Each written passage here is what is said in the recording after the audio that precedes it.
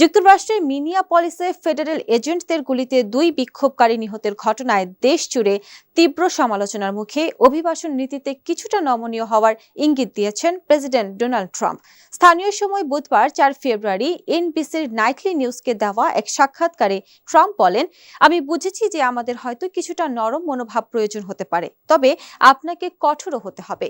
একই দিনে ট্রাম্প প্রশাসনের পক্ষ থেকে জানানো হয়েছে মিনেসোটা অঙ্গরাজ্য থেকে 700 ফেডারেল এজেন্টকে সরিয়ে নেওয়া হবে। তবে ট্রাম্পের বর্ডার চিফ টম হোমান স্পষ্টভাবে জানান, গণ ডিপোর্টেশন বা অবৈধ অভিবাসীদের বিতরণ অভিযান বন্ধ হবে না। 700 এজেন্ট প্রত্যাহার করা হলেও মিনিয়াপলিসে এখনো প্রায় 2000 এজেন্ট মোতায়েন থাকবে। ফক্স নিউজকে দেওয়া এক সাক্ষাৎকারে হোমান বলেন, গণ ডিপোর্টেশন শুরু হয়ে গেছে, আমরা রেকর্ড পরিমাণ মানুষকে ফেরত পাঠাচ্ছি, এটি থামবে না। এর আগে গেল মাসে মিনিয়াপলিসে ফেডারেল এজেন্টদের অভিযানে রেনি গুড ও আইসিইউ নার্স অ্যালেক্স পেট্রি নামে 2 মার্কিন নাগরিক নিহত হন।